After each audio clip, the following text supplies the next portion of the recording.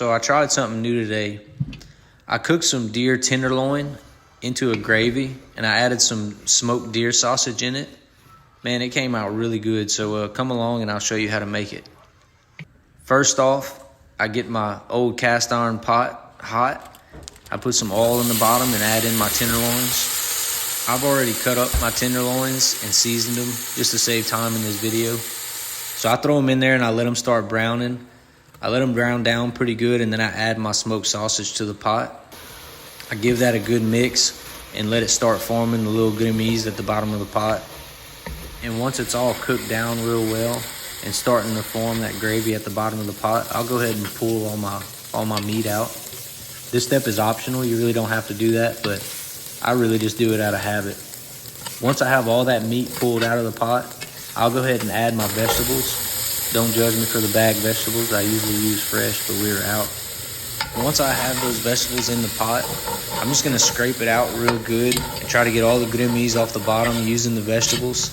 That's gonna start that gravy up real nice. And I'm gonna brown it down until it looks about like that, kind of brown colored and kind of mushy. And then I'll add some bone broth to it. I'll add that bone broth and stir it up a little bit to start that gravy. And then I'll put my meat back in the pot. And I do something that a lot of people don't do here. I'll actually brown this down 3 or 4 more times before I add water all the way over the meat. I like to do that because it just makes that gravy a little thicker. And I'll slowly just add more and more bone broth and cook it down, and add more bone broth and cook it down until I'm out of broth. Then I'll start adding water, and I'll add that water all the way up a little bit past my meat.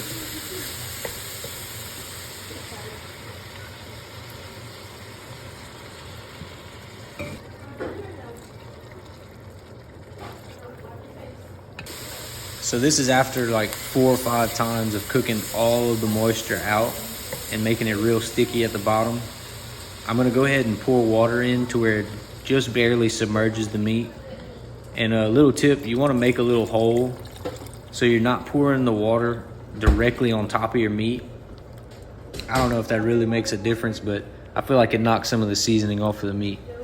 But anyway, you see here I have it just barely submerged, and I'm gonna go ahead and put the lid on that and let it cook for about 2 hours. I'm gonna stir it every probably 30 minutes. I'll come back and check and make sure it's starting to thicken up and everything. So here it is, I think this is about 30 minutes later. And then here's the final product. Here's how it came out. Get you some good white rice on there and payao. When I tell you this stuff came out super good, it was the first time I've actually done tenderloin in a gravy. I usually just do tenderloin steaks, but I just wanted to try something new. So, man, it came out really good. Let me know if you try it. It was really good.